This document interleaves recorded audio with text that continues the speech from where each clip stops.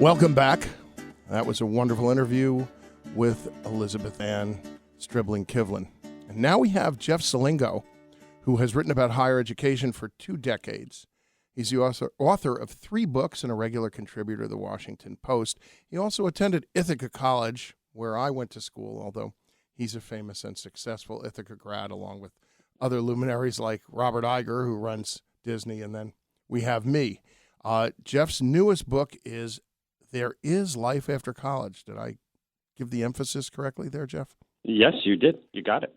So tell us about the life we have after college, because I have 2 kids that are recently out of school.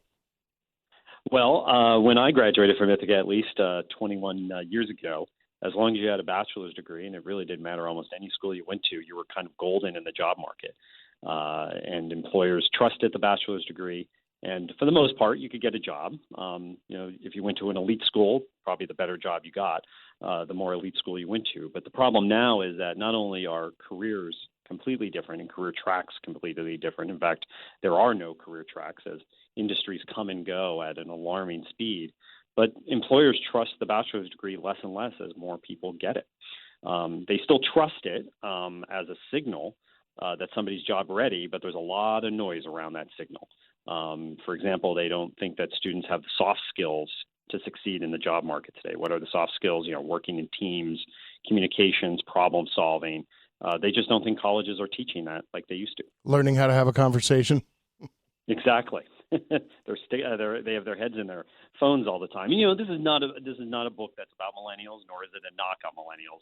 Actually, the trends in the job market and the trends happening to young adults in college and coming out of college today are here, and they're here permanently. So this is not a book about a specific generation. This is going to be intergenerational for decades to come. I understand. We talk about on this show all the time change and evolution in everything. In New York, in technology, my previous show on WOR was Tech Hub, where I interviewed people who were starting new companies and new apps and that worked on handheld devices, whatever that may be. And the preparation for change is important, and it's multi-pronged and very difficult. It is. And, one of the number one skill set that every employer I talk to told me that they need in today's college graduates is this ability to navigate ambiguity. No job is set out for you like school is, right? Nobody tells you, gives you a syllabus. You're going to take these 4 courses this semester. You're going to have a 2-week break in October and in November, and then you're going to have a month off in January. The world of work doesn't work like that, and yet we still operate our colleges and universities like that. So the purpose of the book is really about it's how you go to college, not where you go or even if you go. It's more how you use those undergraduate years, whether it's 2 years, 4 years, 6 years plus, is much more important to success in the job market than getting that degree. That's very interesting. In fact, somebody was telling me that their son was thinking about getting an advanced degree, a PhD in technology somewhere, and I thought, by the time you finish your dissertation, it's already in the past. Something new has happened. How do you deal with this? And that's even true. One of the fastest growing and most lucrative jobs last year was a petroleum engineer, right? And we know what has happened to the oil and gas industry over the last year, and that job has now dropped down below number 10. Right. So, the job market is moving at such a rapid speed that to try to time it or to try to say, well, I'm going to major in X because it's going to have this great payoff. Well, the fact of the matter is, first of all, a college curriculum can't keep up with what's happening in the job market and on jobs and in careers. So you're not going to necessarily learn every skill that you need anyway. And second, by the time you graduate 4+ years, it's going to be completely different. Are you allowed to tell us what the answer is in the book, or do we have to buy it?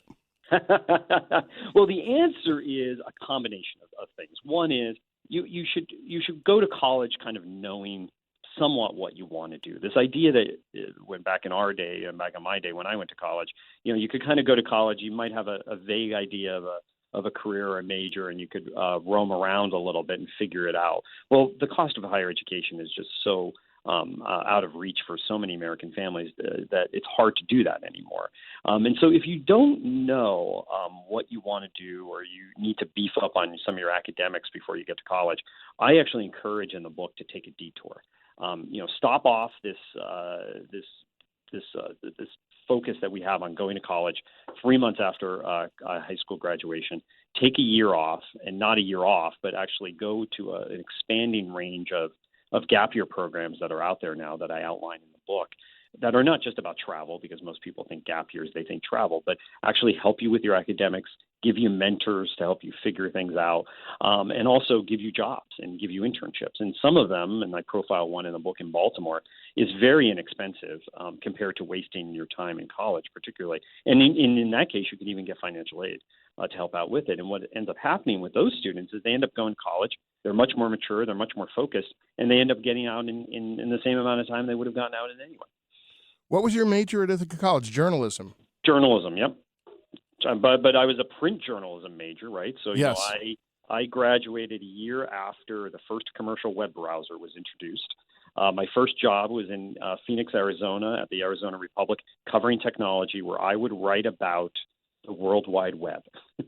Literally, I would have to explain the World Wide Web to readers. Little did I know that I'd be reporting on a technology that within a decade would disrupt my entire industry. Well, I understand that very much so, because I used to work for Time Incorporated back when it was the biggest magazine company probably in the world, and certainly influential, and that can no longer be said. So things change.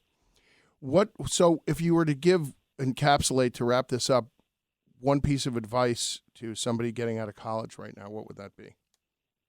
Well, first of all, before you get out of college, make sure you have internships. The number one way now most companies are hiring their new employees is through internships. And the second piece of advice is, when you get out, don't just take any job unless you really have a mound of bills you have to pay, because the 20s are the dress rehearsal for the rest of your life. What you do in your 20s really impacts what you do in your 30s and 40s. So take your time.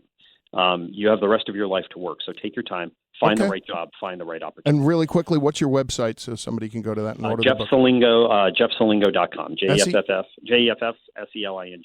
All right, Jeff, thanks so much for joining us, and I look forward to looking at the book.